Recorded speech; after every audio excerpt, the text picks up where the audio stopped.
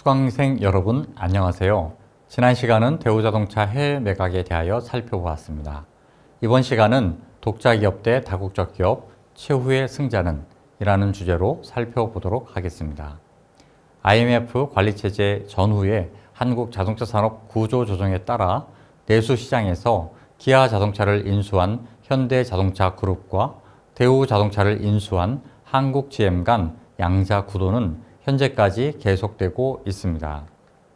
삼성 자동차를 인수한 르노 그룹은 여전히 승용차를 생산하고 있으나 시장 점유율은 타사 대비 저조합니다.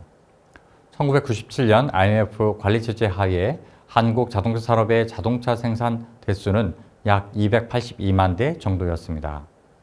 1998년에는 구조조정과 경기 침체로 인해 생산 대수가 감소하여 약 195만 대를 생산했습니다.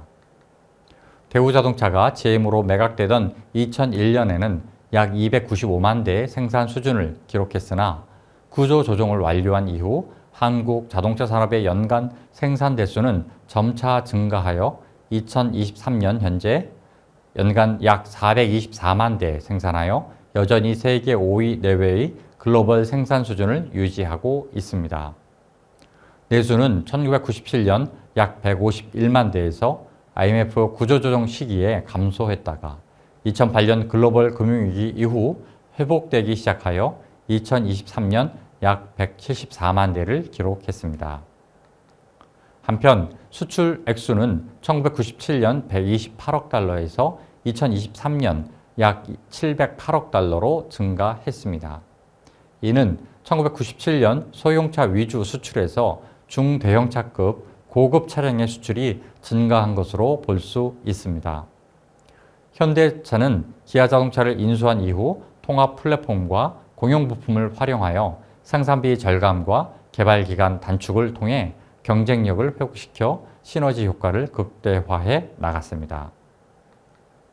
이후 신차 개발과 차세대 기술 적용으로 국내외 공장 생산량도 늘렸습니다.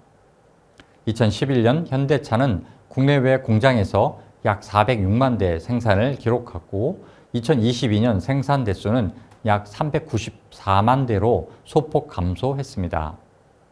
기아 자동차의 생산량은 2011년 약 254만 대에서 2022년 약 290만 대로 증가했습니다. 한국 GM은 대우자동차 인수 이후 2002년 내수 시장에서 약 16만 대를 판매하여 9.9%의 내수 시장 점유율을 기록했습여 그러나 이후 신차 개발 출시 지연, 군산 공장 폐쇄 등의 사유로 2021년 약 5만 4천여 대를 내수 판매하여 3.8%의 내수 시장 점유율을 나타냈습니다. IMF 구조조정 이전 대우자동차가 연간 약 99만 대의 생산량과 내수 시장 점유율 30%를 기록한 것에 비해 내수 시장 점유율이 대폭 감소한 것을 알 수 있습니다. 현대차 그룹은 현대자동차, 기아자동차, 그리고 모듈 부품 업체인 계열사 현대모비스의 매출을 통합하여 발표하는데 2009년 총 138조 원의 매출과 8조 5천억 원의 영업이익을 실현했습니다. 이후 매출은 꾸준히 증가하여 2019년 매출 201조 원을 기록했습니다.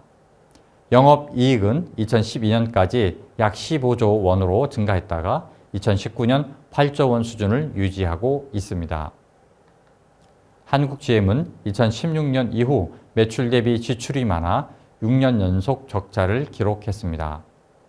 2021년 약 3,800억 원 규모의 적자를 기록했습니다. 차량 생산도 내수 시장보다는 수출을 목표로 하므로 단순 생산 하청 기지의 성격을 지니고 있는 것으로 볼 수 있습니다. 1997년과 2001년 IMF 구조조정을 거치고 고유 모델 개발 이후 독자 생존의 길을 걸어온 현대차 그룹과 GM으로 매각되어 단순 생산 하청 기지 역할을 담당하고 있는 한국 GM의 성과를 비교할 때 생산 대수, 내수 시장 점유율, 매출액과 영업이익 측면에서 그 격차는 현저하게 나타나 향후에도 쉽게 격차가 좁혀지지 않을 것으로 예측됩니다. 1990년대 초반 한국 자동차 산업의 업체별 생산 능력이 과대하고 수출 성과가 기대치와 예측치 간 차이가 클 때 정부는 자동차 업계와 논의하여 생산 능력에 대한 중복 투자 여부를 논의할 수 있었습니다. 또한 기아자동차와 대우자동차가 차입 경영을 확대할 때 시의적절한 금융 감독으로 무분별한 회사채 발행과 단기 차입금 확대를 조절할 수 있었습니다. 정부가 삼성자동차가 진출을 시도할 때 해외 자동차 업계의 재편을 고려하여 진출을 유보하고 추후 부실 자동차 기업 인수를 제한하고 경영 정상화를 도왔다면 한국 자동차 산업의 국부 유출 논쟁은 피할 수 있었을 것입니다.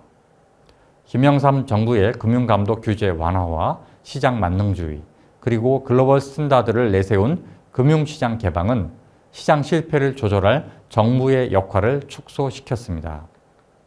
김대중 정부의 일관된 대우자동차 해외 매각 추진은 헐값 매각에 따른 국부 유출 여부와 함께 이후 대우자동차를 단순 하청 생산 기지로 머물게 하는 결과를 보여주고 있습니다. GM은 대우자동차의 생산 모델을 중국에 되팔아 상당한 수익을 얻었습니다. 기아자동차를 인수한 현대자동차그룹은 내수 시장에서 독점적 지위를 누리며 국내외 생산을 견고하게 유지하고 있습니다. 1990년대 초반 정부의 민간주도 금융 자유화, 금융시장 문호 개방, 금융관리 감독 기능 소홀로 인해 재벌 및 대기업 집단의 중복 과잉 투자, 고금리 회사채 남발, 외환 위기에 따른 연쇄 부도와 전략 부재의 시장주의 기반 부실기업 해외 매각 정책, 그리고 부채 비율 200% 기준 유지에 따른 기업의 설비 투자 부진 등 전반적 상황이 이후 총체적 경제 성장률 저하로 이어지고 있었습니다. 지금까지 1997년 한국 외환위기와 자동차 산업 구조조정이라는 주제로 1997년 외환위기 시기 한국 자동차 산업 구조조정의 원인과 결과, 그 이후 현대차 그룹과 한국 GM의 성과를 살펴보았습니다. 다음 7번째 강의에서는 2000년 이후 한국 자동차 산업의 기술 혁신이라는 주제로 강의를 계속하도록 하겠습니다. 감사합니다.